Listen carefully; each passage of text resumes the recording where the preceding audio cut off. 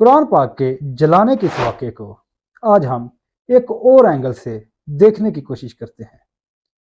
हम सोचने की कोशिश करते हैं कि आखिर क्यों कुरान पाक को जलाया गया और इसे मीडिया पर इतनी तशहीर क्यों दी गई। क्या कुरान पाक को जलाना एक साजिश है या ये किसी और बड़ी साजिश, किसी और बड़े वाक़े के ऊपर पर्दा डालने की एक कोशिश है। कुरान पाक के जलाने के वाक़े के साथ साथ दुनिया में हज़ारों मील दूर स्वीडन से हज़ारों किलोमीटर दूर एक और वाक़या हो रहा था। कहीं बहुत ही जुल्म की इंतहा हो रही थी। किसी और जगह पर निहत्थे लोगों को कत्ल किया जा रहा था, उन पर गोले बरसाए जा रहे थे और दूसरी तरफ स्वीडन में कुरान पाक को जलाया जा रहा था, उसकी बेहुरमती की जा रही थी।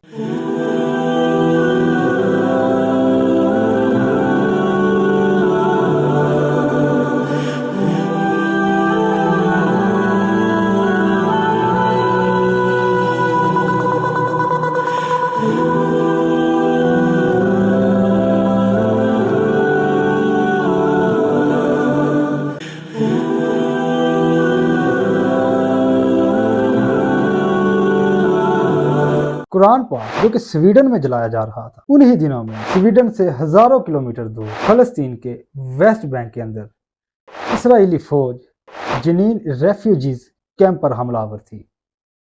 वहां मौजूद फलस्तीनियों को शरेआम कत्ल किया जा रहा था, सिविलियंस को मारा जा रहा था। हजारों फलस्तीनी अपने साजो सामान के साथ नकल मकानी करने पर मजबूर थे।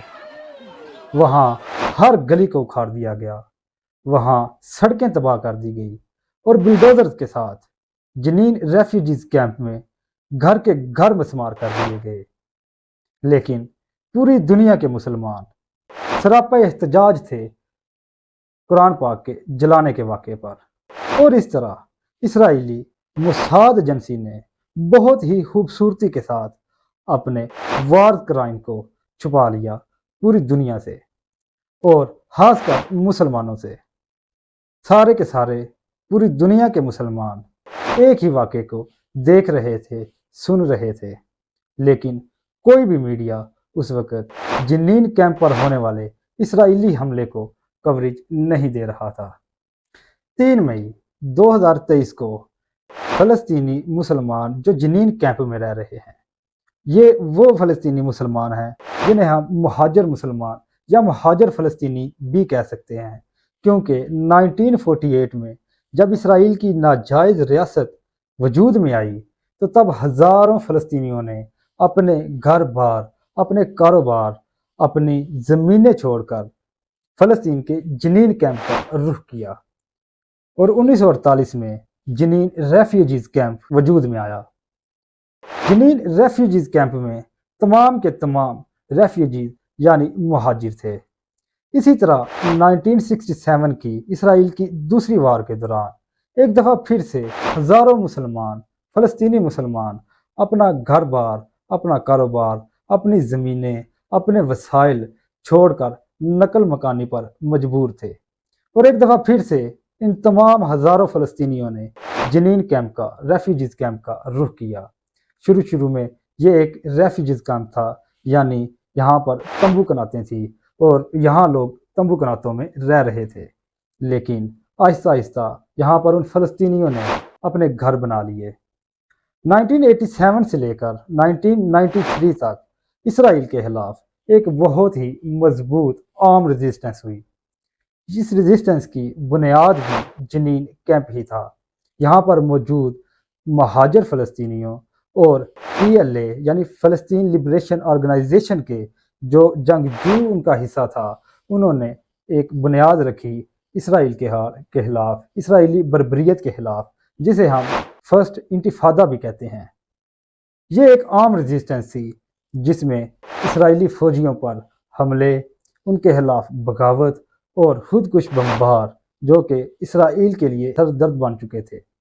ये तमाम वाक़या, ये तमाम चीज़ें जनीन कैंप से उठ रही थी और इसीलिए جنین کیمپ کو ریفیوجیز کیمپ کے ساتھ ساتھ سمبل آف ریزسٹنس بھی کہا جانے لگا۔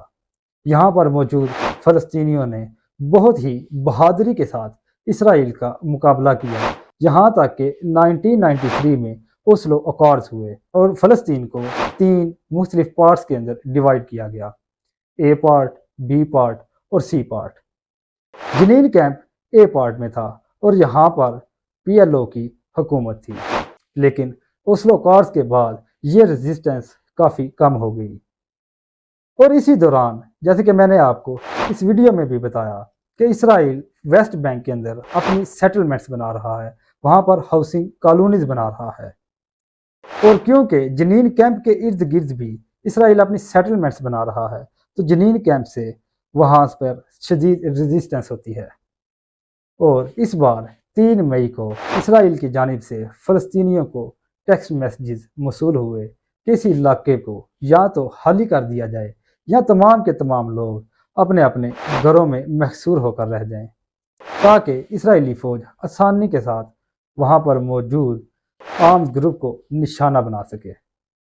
3 مئی کو اسرائیل نے یہاں جنین کیمپ کے اوپر حملہ کیا، جس میں بختر بند گاڑیاں، ٹینک، ڈرونز اور ہیلی کاپٹرز موجود تھے۔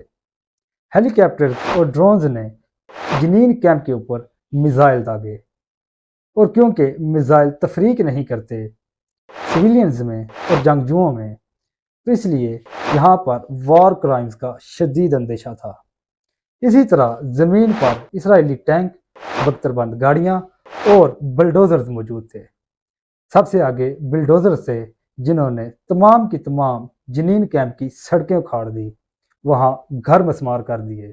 اس کے پیچھے بختر بند گاڑیاں، ٹینک اور تقریباً 2000 کے قریب اسرائیلی فوجی موجود تھے، جنہوں نے جنین کیمپ کے اوپر دھاوا بول دیا۔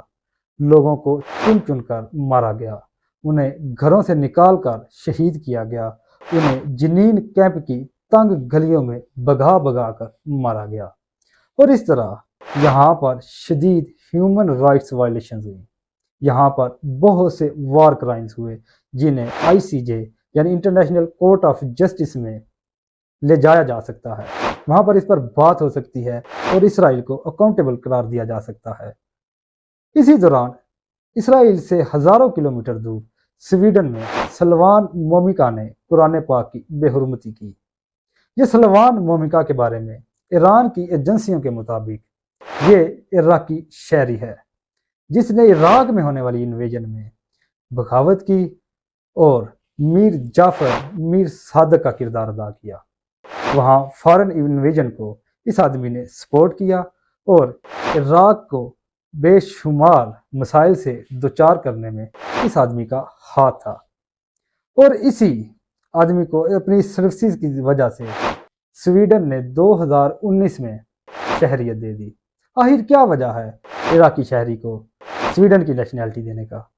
سویڈن نے اس خاص بندے کو ہی نیشنلٹی 2019 میں کیوں دی جس نے 2023 میں قرآن پاک جلانا تھا؟ کیا یہ پہلے سے پلان تھا؟ سویڈن نے اس خاص بندے کو ہی نیشنلٹی کیوں دی؟ اب آپ آ جائیں 2023 میں، جب ایک طرف سلمان مومکا قرآن پاک کی بے حرمتی کر رہا ہے اور دوسری طرف اسرائیلی فوج جنین ریفیوجیز کیمپ کے اوپر حملہ آور ہے۔ کیا ان دونوں واقعات کا تعلق بنتا ہے؟ اس سوال کا جواب آپ نیچے کمنٹس میں ضرور دیں۔ اسرائیل کیسے انٹرنیشنل لا آف سی کی خلاف ورزی کرتا ہے، اس کے لیے آپ میری یہ ویڈیو ضرور دیکھیں۔